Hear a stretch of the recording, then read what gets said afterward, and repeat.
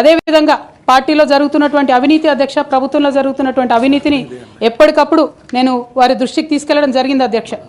అమరజ్యోతి నుంచి మొదలు పెట్టుకుంటే అధ్యక్ష, అంబేద్కర్ విగ్రహం దగ్గర నుంచి మొదలు పెట్టుకుంటే అధ్యక్ష, సెక్రటేరియట్ నుంచి మొదలు పెట్టుకుంటే అధ్యక్ష, కలెక్టరేట్లలో కూడా తీరని అవినీతి జరిగిన మాట ముమ్మాటికి వాస్తవం అధ్యక్ష.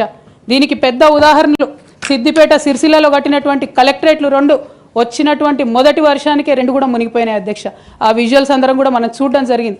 ఇక సిద్దిపేటలో సిరిసిల్లలో కట్టిన కలెక్టరేట్లకే దిక్కు లేకపోతే మొత్తం రాష్ట్రంలో కట్టినటువంటి అన్ని బిల్డింగ్లు ఎట్లుంటాయన్న విషయాన్ని కూడా ఒకసారి తెలంగాణ ప్రజలు ఆలోచించుకోవాలి అధ్యక్ష. ఒక పక్క నిజం మాట్లాడే వాళ్ళను, సూటిగా మాట్లాడే వాళ్ళను, ఉన్నట్టు చెప్పే వాళ్ళను రిస్ట్రిక్ట్ చేయడమే కాకుండా అధ్యక్ష, ఉద్యమకారుల విషయంలో తీరని నిర్లక్ష్యం గురైంది అధ్యక్ష. అనేక సందర్భాల్లో నేను పార్టీ నాయకులని, పెద్ద నాయకులను కూడా అనేక సందర్భాల్లో అడిగిన అధ్యక్ష.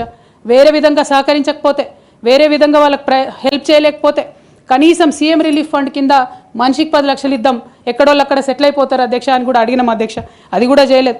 43 లక్షల మందికి పెన్షన్లు ఇస్తున్నామని గర్వంగా మనం చెప్పుకుంటున్నాం. ఉద్యమకారులు కాన్స్టిట్యున్సీకి 1000 మంది కూడా ఉండరు. ఆ 1000 మందిని పట్టుకుంటే ఇంకో 1,00,000 మందికి ఎక్కువైతుంది. వాళ్ళకు పెన్షన్ ఇస్తే లాగుంటుంది, గౌరవంగా ఉంటుందని అనేక సందర్భాల్లో చెప్పినాం అధ్యక్ష.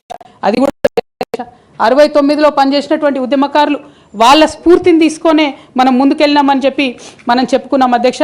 కానీ వారిని కూడా ఎన్నడూ కూడా గుర్తించలేకపోయినాం అధ్యక్ష. అదేవిధంగా విద్య విషయంలో అధ్యక్ష, మన మెయిన్ ట్యాగ్ లైన్ నీళ్లు, నిధులు, నియామకాలు అనేటటువంటి మన మెయిన్ ట్యాగ్ లైన్ ఏదైతే ఉంటుందో అధ్యక్ష, అన్నిటినీ కూడా గండు కొట్టుకుంటూ పోయినాం అధ్యక్ష. విద్య విషయంలో, నియామకాల విషయంలో, అన్ని విషయాల్లో అదే జరిగింది అధ్యక్ష. అదేవిధంగా కొందరు ప్రజాప్రతినిధులు చేస్తున్నటువంటి దురాగతాలని కూడా ఎప్పటికప్పుడు నేను అధిష్టానానికి చేరవేసిన అధ్యక్ష. దాని మీద ఎటువంటి చర్యలు లేవు అధ్యక్ష. దానికి ప్రత్యక్ష నిదర్శనం ఇసుక దందాల్లో చేసినటువంటి అక్రమాలతోని నేరేళ్ల లాంటి దురాగతాలు జరిగినాయి అధ్యక్ష. దళిత బిడ్డల మధ్యలో అనవసరంగా బలైపోయినారు అధ్యక్ష. కానీ దాని మీద కూడా ఎటువంటి చర్యలు తీసుకోకపోవడం, అది అప్పుడు బీఆర్ఎస్ ప్రభుత్వం తీసుకోకపోవడం, ఇప్పుడు కాంగ్రెస్ ప్రభుత్వం చర్యలు తీసుకోకపోవడం కూడా చాలా దారుణం అధ్యక్ష. బోధన్ షుగర్ ఫ్యాక్టరీ అధ్యక్ష, నా ప్రాంతం అధ్యక్ష, నా బోధన్ మా అత్తగారిల్లు. ఒక 10 ఏళ్లలో కనీసం ఒక 100 సార్లు అడుగుంటాం అధ్యక్ష బోధన్ షుగర్ ఫ్యాక్టరీని తెప్పియాలని చెప్పి. బోధన్ షుగర్ ఫ్యాక్టరీ విషయంలో చేసినటువంటి నిర్లక్ష్యానికి మాత్రం నేను పర్సనల్గా చాలా అవమానంగా ఫీల్ అయిన అధ్యక్ష.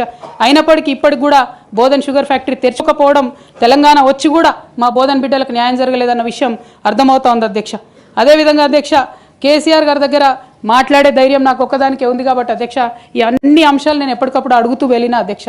సరే, పర్సనల్గా వారు నాకు తండ్రి, పార్టీ అధ్యక్షులు, ఒక 2 విషయాలు చేసినా, ఒక 2 విషయాలు చేయకపోయినా నడుస్తుంటుంది పార్టీ అన్నప్పుడు. ఇంత పెద్ద వ్యవస్థ ఉంటే అనుకోవచ్చు అధ్యక్ష. కానీ కింద ఉండేటటువంటి అనేక వ్యక్తులు కంటిన్యూస్గా దురాకతలు చేస్తుంటే కూడా మరి చూసుకోకపోతే కరెక్ట్ కాదు అధ్యక్ష. అదేవిధంగా టీఆర్ఎస్ నుండి బీఆర్ఎస్గా మారుస్తామనేటటువంటి ఒక కీలకమైన నిర్ణయం తీసుకోవడం జరిగింది అధ్యక్ష. ఆనాడు కూడా ఆ మీటింగ్ నేను అటెండ్ అవ్వలేదు అధ్యక్ష. నేను ఒప్పుకోలేదు, ఈ పేరు మార్పుకు ఒప్పుకోలేదు, నేషనల్ పాలిటిక్స్లోకి వెళ్ళడం కూడా నేను ఒప్పుకోలేదు అధ్యక్ష. అంటే ఒక మాట అధ్యక్ష,